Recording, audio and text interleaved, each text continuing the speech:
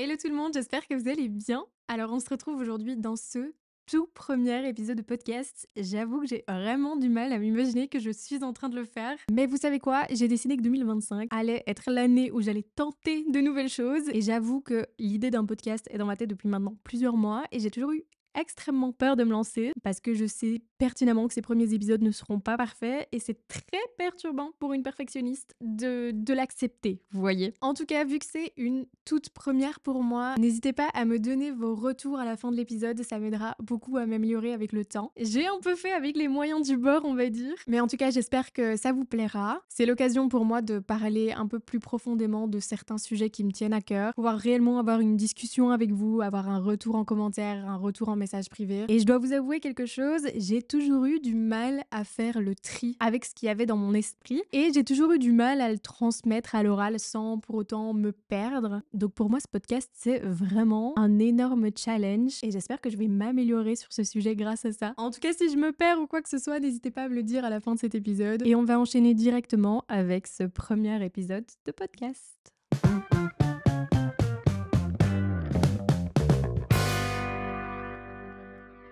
Au moment où je tourne cette vidéo, on est déjà fin janvier 2025, donc c'est peut-être pas le moment forcément de sortir ce genre de podcast, mais j'avoue que ça me tenait particulièrement à cœur, puisque ça vous permet aussi de me découvrir un petit peu. Le concept, c'est de faire une liste de ins and outs pour 2025, donc en gros c'est une liste de choses à laisser rentrer dans sa vie et une liste de choses à laisser partir pour cette nouvelle année. Je vous rassure, tout de suite, je ne vais pas vous faire une liste disant que je dois boire plus, dormir mieux ou faire du sport. Déjà, c'est pas très intéressant pour moi et ça l'est encore moins pour vous. J'avais envie de tourner ce concept de manière un petit peu plus psychologique, en parlant simplement de ma façon de penser, ma façon d'agir au quotidien, comment j'aimerais la changer, comment j'aimerais la garder. Fini de blablater, autant directement commencer, vous allez comprendre. On va d'abord commencer par ma liste de ins pour cette année 2025, donc les choses que j'ai envie de laisser rentrer dans ma vie. Et le premier point que j'avais envie d'aborder, c'était que je voulais que l'inconnu devienne ma nouvelle zone de confort. Laissez-moi m'expliquer. C'est assez connu que l'humain a toujours eu tendance à préférer ce qu'il connaît. Ce qui est justifié au final. C'est rassurant, c'est maîtrisé, ça demande pas énormément d'efforts. Au final, c'est toujours la même routine, les mêmes visages, les mêmes habitudes. Et en fait, au final, c'est une zone où l'on contrôle, mais paradoxalement, on s'y étouffe. Parce que je sais pas vous, mais moi personnellement, dans ma zone de confort, je m'y sens bien, mais j'ai toujours cette petite pensée qui me dit pas assez. Je me dis simplement qu'il me manque quelque chose ou alors qu'il y a mieux ailleurs. Mais en fait, le souci, c'est que souvent, ce ailleurs, il fait extrêmement peur. Parce qu'au final, aller là-bas, c'est sortir de l'image qu'on s'est construite toutes ces années. Et ça veut surtout dire risquer l'échec, l'incertitude et l'inconfort. Et pourtant, on passe notre vie à rêver plus grand. Et on a un peu ce fantasme sur cette version de nous qui ose, qui brille et qui a réellement la vie dont il a toujours voulu. Mais souvent, on se dit, c'est qu'un rêve.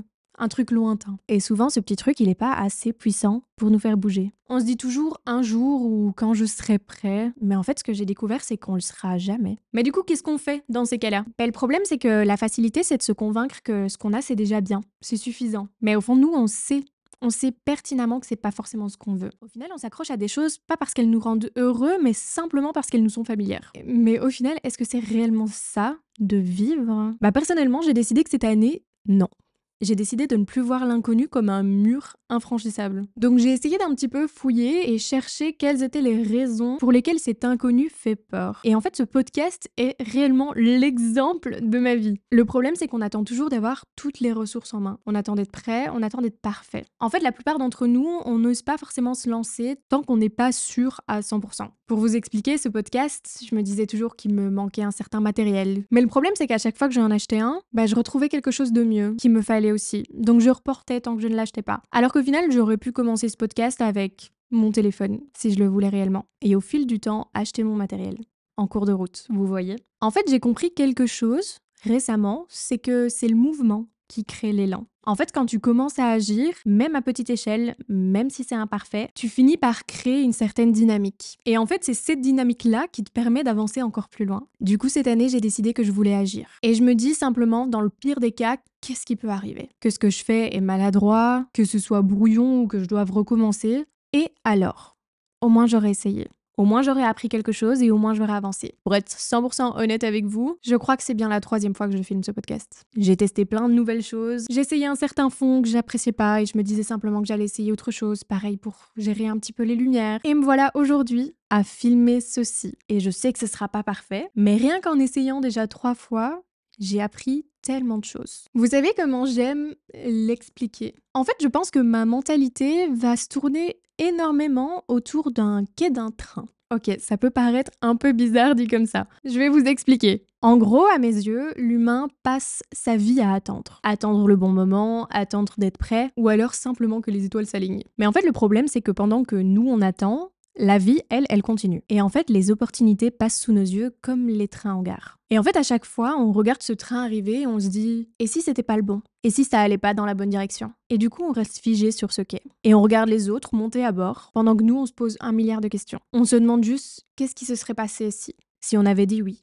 si on avait osé, si on avait pris ce foutu train sans chercher à tout contrôler. Mais en fait, la vérité, c'est qu'il n'y a jamais de bon moment. Il n'y a jamais de garantie que tout sera parfait. Il y a juste une décision. Prendre ce train ou rester à quai. Et du coup, moi, j'ai décidé. J'ai décidé qu'en 2025, je ne laisserai plus jamais une seule occasion me passer sous le nez à cause d'un « et si ». Je dirais oui, même si je suis pas sûre de moi, même si je sais que ça sera pas parfait, et même si je sais que ce sera pas facile. Parce qu'au pire, j'apprendrai en route. En fait, j'ai juste décidé que je ne voulais plus jamais vivre avec des regrets.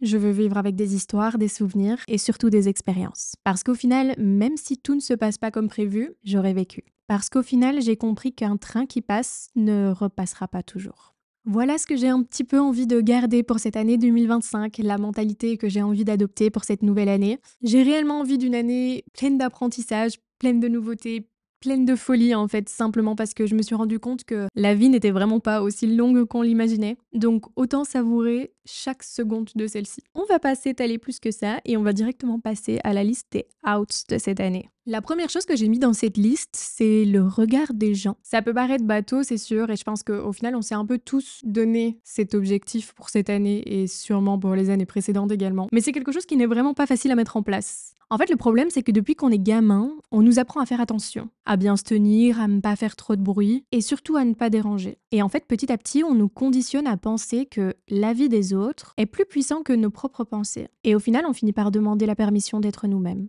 Et ça continue. On hésite à poster une photo parce qu'on se demande ce que les gens vont penser. On retient une idée en réunion parce qu'on a peur d'être jugé sur celle-ci. Et le pire, c'est que des fois, on se tait alors qu'on a envie de parler. Et en fait, la question à se poser, c'est est-ce que leur avis va réellement changer ta vie ? Je vous le dis tout de suite, la réponse est non.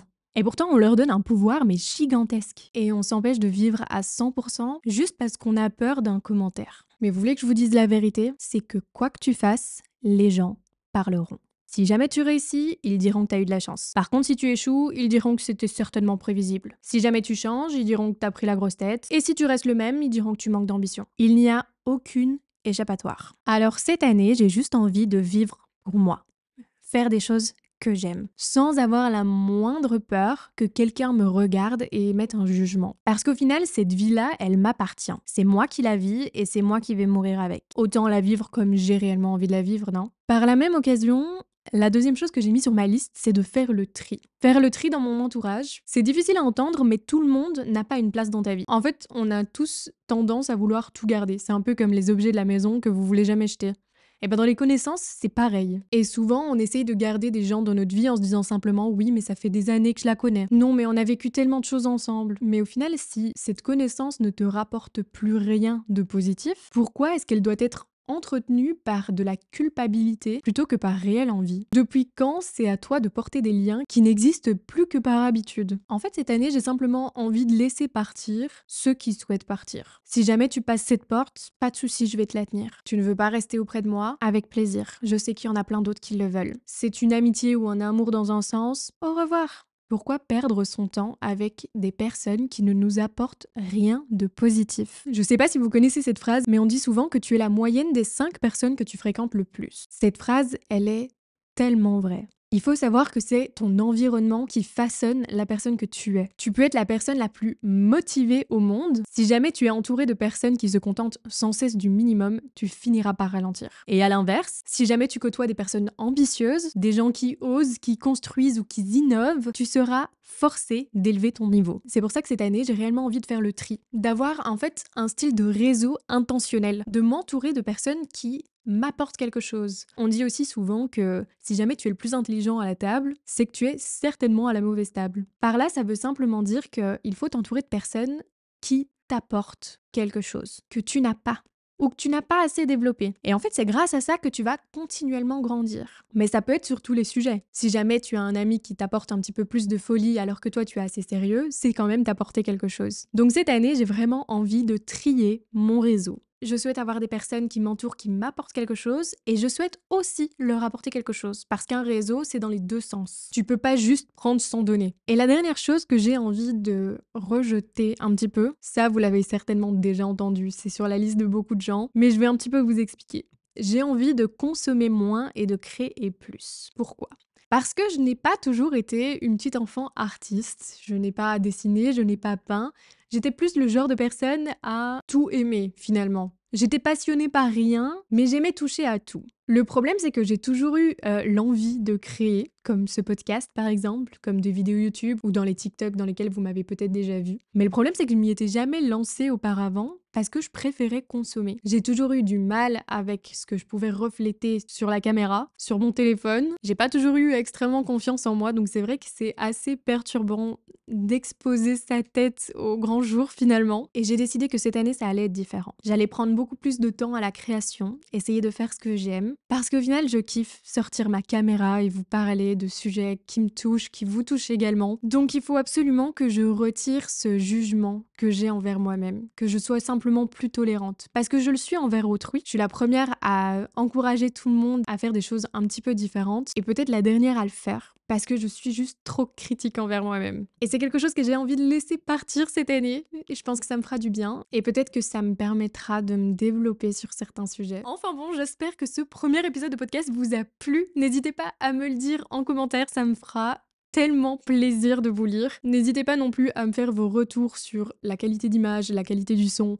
J'ai fait au mieux, c'est vraiment pas mon domaine à la base, donc j'apprends en cours de route, comme je dis. C'est peut-être imparfait, mais je me lance. En tout cas, si ça vous a plu, n'hésitez pas à vous abonner. Je vais sortir un épisode par semaine tous les dimanches. Si jamais vous avez des sujets que vous aimeriez bien que j'aborde, n'hésitez pas à me l'écrire, ça me fera toujours plaisir. En tout cas, je vous souhaite un bon dimanche et à bientôt!